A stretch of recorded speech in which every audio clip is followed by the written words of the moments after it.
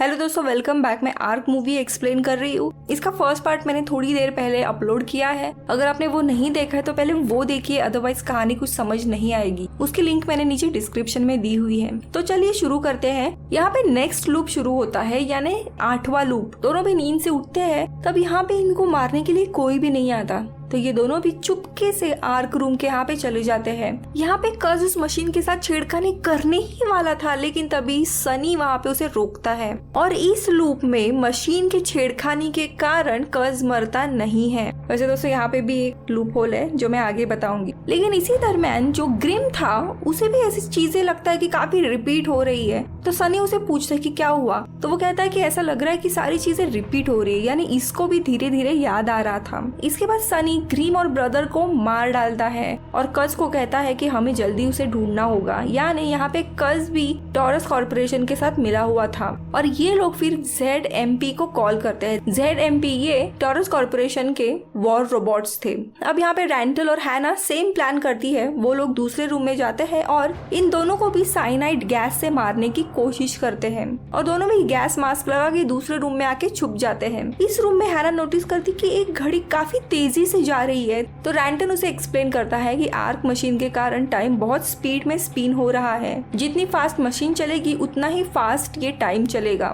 यहाँ पे रैंटन वापस हैना को समझाता है कि वो मशीन तुम ब्लॉक को मत दो और please self destruct mode on करना। दोस्तों अगर मैं रैंटन की जगह पे होती ना, मैं हैना पे ट्रस्ट नहीं करती, क्योंकि 2-3 बार उसने बिट्रे किया है अब तक। Anyway moving on. ये लोग जब रूम में छुपे होते हैं तभी इनको अचानक से गन फायरिंग की आवाज सुनाई देती है। दोनों भी चुपके से बाहर जाते हैं और आर्क रूम में आते हैं और उन्हें दिखता है कि सनी ने यहाँ पे कज को भी मार डाला है और खुद ने भी खुद को गोली मार दी है। रैंटन को प्लान समझ नहीं आता कि ये खुद को क्यों गोली मारेगा, लेकिन बाजी अब उसके हाथ में थी। दोनों भी बच गए थे, मशीन भी थी उसके पास। दोनों आसानी से मशीन को बंद करके जा सकते थे। ये लोग मशीन बंद करने के लिए जाते हैं क्योंकि ZMP आने वाले थे और बीच में ही एना वापस आर्ग्यूमेंट शुरू करती कि मुझे मशीन ब्लॉक को देना है ताकि पूरी दुनिया बच सके वगैरह। दोनों का भी काफी हीटेड झगड़ा होता है और गुस्से में हैना एक मेटल लेती है और सामने के स्क्रीन पे मारती है और उस स्क्रीन में क्रैक पड़ जाता है। और तभी रैंटन को वो वीडियो याद आता है जो उसने लूप 4 में देखा था।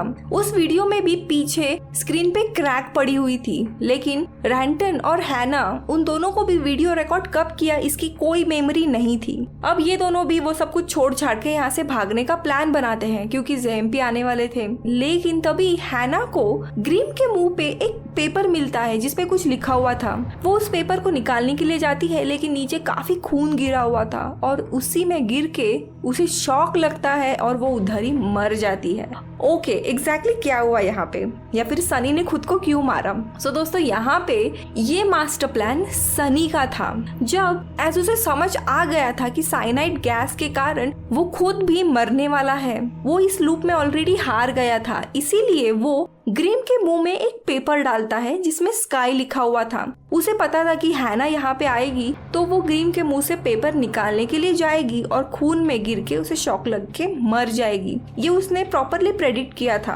अब हैना मर गई है तो ना चाहते हुए भी रैंटन आर्क को शट डाउन या सेल्फ डिस्ट्रक्ट नहीं करेगा और लूप वापस कंटिन्यू होगा और अगले लूप में सनी कोई और बाजी मारेगा और जीत सकता है। तो ये था मास्टर प्लान सनी का। वाओ। और दोस्तों यहाँ पे हमें फर्स्ट टाइम दिखाया जाता है कि ये सब कुछ होता है 8 बजे तक, यानी हैना 8 बजे मरती है, तब से लेके 9:25 तक, यानी लूप रीसेट होने तक रैन सिर्फ वेट करता है उसका शव लेके। इसके बाद लूप वापस कंटिन्यू होता है और ये दोनों वापस बेड पे से उठते हैं। ये 9th और आखिरी लूप है और दोस्तों यहाँ पे पूरे मूवी का जो भी चल रहा है ना वो सब कुछ पता चलेगा आपको और मैं इसके पीछे की थ्योरी भी बताने वाली हूँ। दोनों भी नींद से जब उठते हैं तब इनके रूम में सिर्फ ग्रिम और ब्रदर ही आते हैं। रैंटन और हैना उन दोनों को भी सारा सब कुछ सच बता देते हैं कि यहाँ पे टाइम लूप चल रहा है और सनी हम लोगों को मारने वाला है, आर्क मशीन के पीछे है वो, और उनसे मदद मांगते हैं। और यहाँ पे ग्रिम उन्हें बताता है कि उसे भी ये फीलिंग आ रही है कि ये डेजावू हो रहा है, यानी ये चीज बार बार रिपीट हो रही है।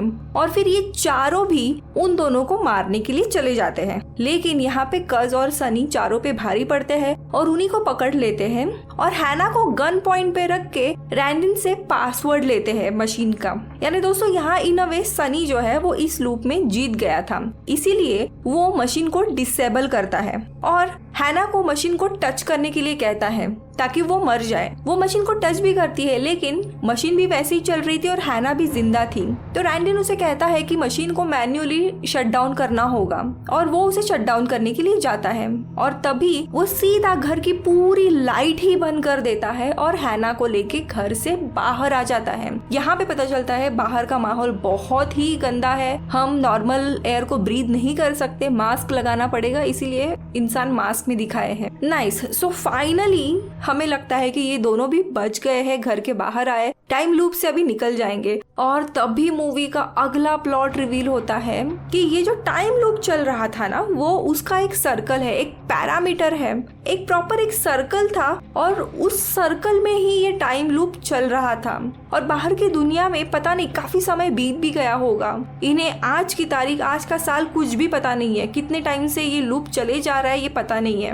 अब यहाँ पे रैंडन बीइंग साइंटिस्ट कहता है कि वो मशीन मैं गलत हाथों में नहीं दे सकता, अगर यहाँ पे टॉरस के लोग आए तो वो मशीन को लेके जाएंगे और पता नहीं क्या कर सकते हैं। इसीलिए वो हैना को एक सेफ हाउस का एड्रेस देता है, वहां जाने के लिए कहता है और खुद वो आर्क को डिस्ट्रॉय करने के लिए अंदर जाता है। लेकिन हैना नहीं मानती और दोनों भी अंदर चले जाते हैं। उन्हें वहाँ पे टॉरस का एक आदमी मिलता है जिसे वो लोग मार डालते हैं। इसके बाद अंदर यहाँ पे सनी अधमरे हालत में आर्क रूम में पड़ा हुआ था। जब लाइट गई थी तब दरअसल रैंडन ने ही उसे मारा था, तो वो उसी अधमरे हालत में आर्क को वापस से चालू कर देता है, क्योंकि उसे लगता है कि अगर मशीन चालू हुई तो लूप कंटिन्यू होगा और अगले लूप में वो बच सकता है। लेकिन यही सबसे बड़ी गलती थी, मशीन को चालू नहीं करना चाहिए था। क्यों, वो हमें आगे पता चलता है। अब ये देखने के बाद रैंडन सनी को वहीं पे मार डालता है। यानी फाइनली अब वापस इनको एक और मौका मिला था, दोनों भी जिंदा थे, सनी भी मर गया था,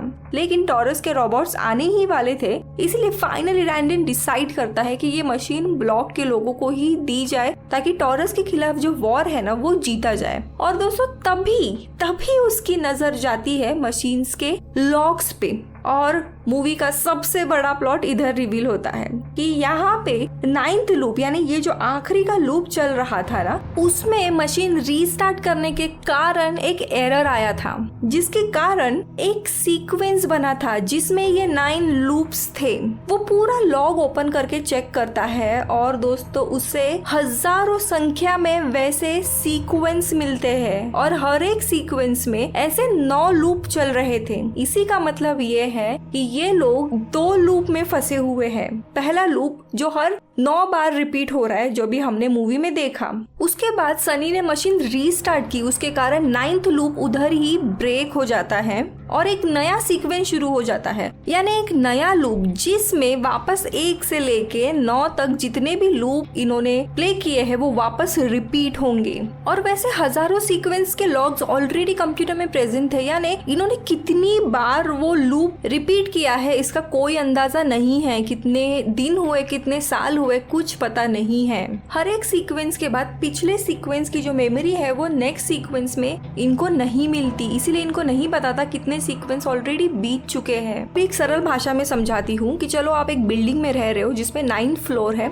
आप सबसे ग्राउंड फ्लोर पे रह रहे हो और आपका दोस्त 9th फ्लोर पे रह रहा है। आपने उसे एक किताब दी थी और वो लेने के लिए आप हर एक फ्लोर चढ़ के ऊपर जा रहे हो। यहाँ पे हर एक फ्लोर आप चढ़ रहे हो यानी एक टाइम लूप कंप्लीट कर रहे हो। 9th फ्लोर पे पहुंचने के बाद आपने 9 टाइम लूप कंप्लीट किए हैं। ओके, अब आप दोस्त के घर पहुंचते हो और उससे किताब मांगते हो, तो वो कहता है कि मैंने किताब तो तुम्हें दे दी है, तुम जाके उस किताब को अपने घर पे चेक करो। आप अपने घर पे आते हो और यहाँ पे फर्स्ट सीक्वेंस कंप्लीट हो जाता है। ओके, और दूसरा सीक्वेंस शुरू हो जाता है। इस दूसरे सीक्वेंस में आपको पहले का जो सीक्वेंस था उसके बारे में कुछ भी याद नहीं है।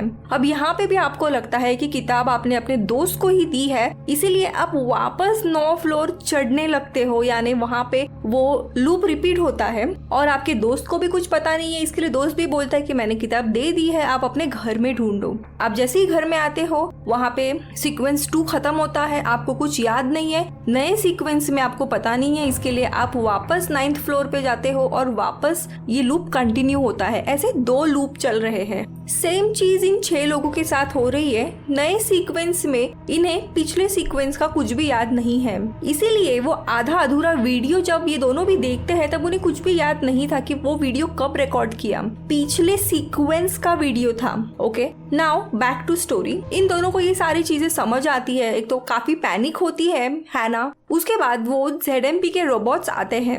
अब यहाँ पे रैंडन काफी अच्छे से एक मैसेज रिकॉर्ड करता है कि ये मशीन ब्लॉक के लोगों के पास देनी है और हैना पे ट्रस्ट करना है। ये प्रॉपर मैसेज डालने के बाद उतने में ही रोबोट इन्हें मारते हैं।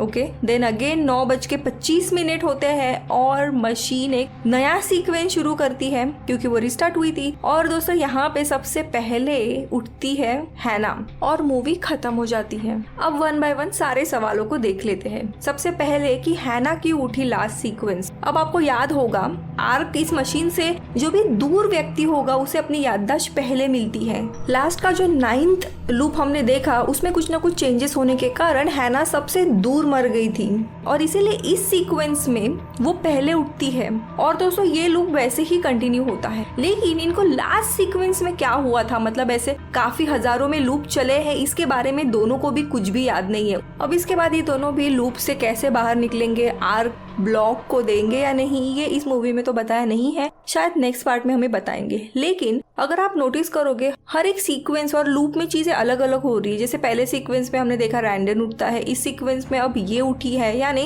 कुछ ना कुछ अलग कॉम्बिनेशन होने के कारण चीजें अगर अलग हो जाती है तो शायद ये लोग बच सकते हैं। ऑन टॉप ऑफ दैट इस सीक्वेंस में जो मैसेज रिकॉर्ड किया है वो काफी ब्रीफ है कि हैना पे ट्रस्ट करो और मशीन ब्लॉक को दो। शायद रैंडन ये मैसेज देखेगा तो मे बी 4th या 5th लूप में ही वो मशीन हैना को दे देगा, तो शायद ये लोग लूप से बाहर आ भी जाएंगे। दोस्तों सो ये थी मूवी। अब बात करते हैं कि एग्जैक्टली क्या, क्यों, कैसे। यहाँ पे ये जो मशीन इसने बनाई थी, फर्स्ट ऑफ ऑल ऐसी कोई भी मशीन अभी तक तो पॉसिबल नहीं है जो अनलिमिटेड एनर्जी देगी, लेकिन बाद में उसे पता चलता है कि अनलिमिटेड नहीं, एनर्जी रीयूज कर रही है। लेकिन टाइम लूप कैसे हुआ वो उसे भी पता नहीं था। लेकिन एक लूप होल है स्टोरी में। एक पॉइंट पे हम देखते हैं कि वो घड़ी बहुत ज्यादा फास्ट चल रही थी एक रूम में। ओके, लेकिन जो बेडरूम में घड़ी थी भाई वो क्यों स्लो चल रही थी, उसे भी फास्ट चलना चाहिए था क्योंकि वो भी घर में ही है, उसे भी उतना ही तेज चलना चाहिए था जितना वो घड़ी है क्योंकि वो भी आर्क से नजदीक ही थी, राइट। तो मुझे लगता है डायरेक्टर ने में भी इस बात पे ध्यान नहीं दिया होगा कि घर के बाकी के ऑब्जेक्ट भी सही समय पे ही चलने चाहिए। कहानी का दूसरा और सबसे इम्पोर्टेंट लूप होल ये है कि आपको पता होगा कि रैंडन कहता है कि कज ने मशीन के साथ छेड़खानी की थी, उसे टच किया, इसीलिए टाइम लूप शुरू हुआ। ओके, लेकिन 8वें लूप में वो टच नहीं करता मशीन को, तो उस केस में तो 9th लूप चलना ही नहीं चाहिए था, राइट, क्योंकि मशीन के साथ छेड़खानी हुई नहीं, उसने टच ही नहीं किया, वो मरा भी नहीं है, लेकिन फिर भी वो लूप कंटिन्यू होता है। वो कैसे, उसका जवाब भी नहीं है मूवी में। अब तीसरा लूप होल। 5वें लूप में हैना एक्चुअली पहली बार ग्रिम से बात करती है एंड कहती है कि मुझे तुम 5 मिनट दो, जब भी तुम मुझे और रैंडन को बांध दोगे उस रूम में, मुझे रैंडन से बात करनी है। ओके, ये डिस्कशन लूप 5 में हुआ, लेकिन फिर पहले लूप से लेके 4th लूप तक वो 5 मिनट क्यों दिए जा रहा था, क्योंकि ये बात तो 5th लूप में होती है, राइट। इसका भी कोई आंसर नहीं दिया गया है मूवी में। तो ऐसे काफी सारे लूप होल थे मूवी में, ये मैंने आपको 3 ही बताए, इसीलिए कुछ लोगों को ये मूवी इतनी बेस्ट नहीं लगी और इसी के कारण इसे IMDb पे 6.4 की रेटिंग है। तो आई होप आपको ये मेरा एक्सप्लेनेशन पसंद आया होगा। अगर येस तो बताइए, अगर नहीं तो भी मुझे बताइए, सो दैट मैं इम्प्रूव कर सकूं। और मैं मिलूंगी आपसे अगले वीडियो में, तब तक के लिए बाय बाय।